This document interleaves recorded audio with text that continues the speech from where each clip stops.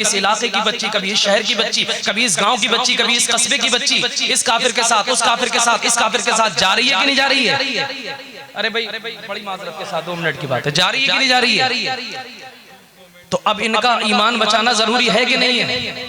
अगर कयामत के दिन इस बंदी ने शिकायत कर दी अपने रब की बारगाह में कि मौला मैं तो जहन्नम में जा रही हूँ, मैं तो जहन्नम में जा रही हूँ इसलिए कि मुझे डायरेक्शन नहीं मिला, लेकिन मेरे ईमान लुटने का सबसे पहला जिम्मेदार मेरा बाप है कि उसने मुझे दीन नहीं सिखाया। अल्लाह, ये बस्ती का अमीर है कि इसने कॉलेज स्कूल लर्निंग सेंटर बनाने का इंतजाम नहीं किया। बताइए अल्लाह की बारगाह में कौन ऐसा माई का लाल अमीर है जो बच जाएगा?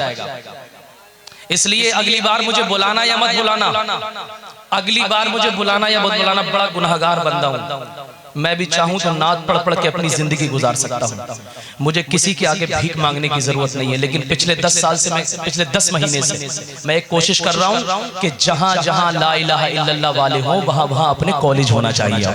बहुत अच्छा, माशाअल्लाह, वहां वहां अपने स्कूल होना चाहिए। बना सकते हैं कि नहीं बना सकते हैं स्कूल? ये इतना मजमा आया था, अगर यहाँ पर एक जमीन खरीद ली जाती, एक लर्निंग सेंटर का इफ्तिताह किया जाता, एक कॉलेज या किसी भी चीज का कोई काम तो तामीर किया जाता। हमारे बुजुर्गों के कॉल है कि जिस जलसे का कोई मिशन नहीं होता वो बांझ की तरह होते हैं, जिन जलसों का कोई मिशन नहीं होता है। अब ये मजमा आया, ऐसी चला जाएगा, ऐसी चला जाएगा। अगली मर्तबा अगर आप इतना भारी मजमा बुला रहे हैं तो पूरी साल पहले काम कीजिएगा और रिजल्ट के तौर पे जलसे को पेश कीजिएगा, तब तो ठीक है।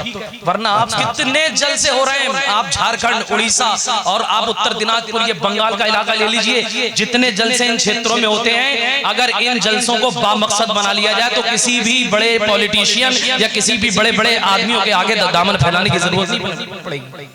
बात सच्ची कह रहा हूं। चलिए मेरी बात खत्म हो गई। ये मेरे हाथ में जो आप पैम्पलेट देख रहे हैं, मैं एक भिखारी बन गया हूं पिछले 10 महीने से, और ये मेरे कौम के लोग जानते हैं, मेरी बिरादरी के लोग जानते हैं।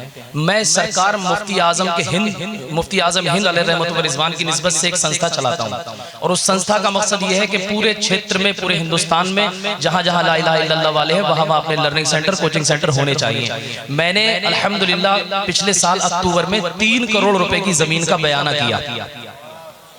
माशाअल्लाह, क्या करोड़ की जमीन का? अल्लाह ताला ने 1 साल 1 महीने में 2 करोड़ 32 लाख का इंतजाम करा दिया।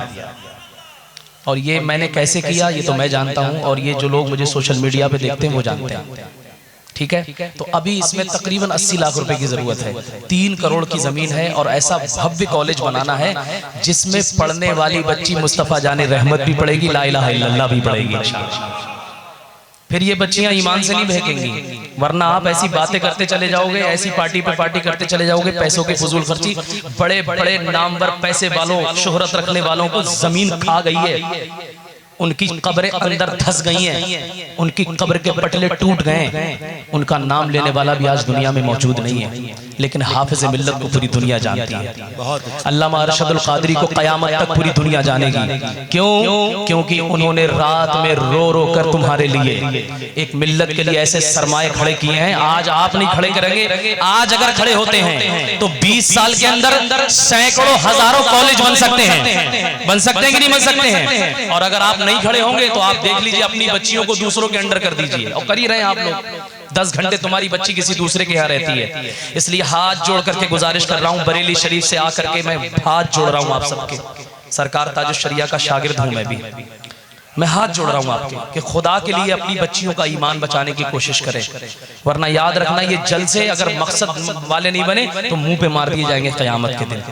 इसलिए मैं चाहता हूं कि ये उलमा इकराम शुरुआत कर दे, और ये 100 रुपए का टोकन है, वैसे तो चाहे आप 1000 भी डाल सकते हैं इसमें, कर सकते हैं कि नहीं कर सकते हैं? अब इसको रख ले और इसको बांट दे, वरना फिर मैं अपनी नाश्तानी करता हूँ। जी मैं अपना शुरू करता हूँ, इसको पकड़ लीजिए हजरत। हाँ बिल्कुल, उस पर आता हूँ मैं, यही असल काम है मेरा। अल्लाह ताला इस काम को कबूल फरमा ले। अरे आमीन तो कह दो यार, आमीन आमीन तो कह दो भाई। मैं यहाँ से मेरा तस्वीर का दूसरा रुख देख लीजिए। अल्लाह ताला हम सबको कहने से ज्यादा अमल की तौफीक अता फरमाए, आमीन।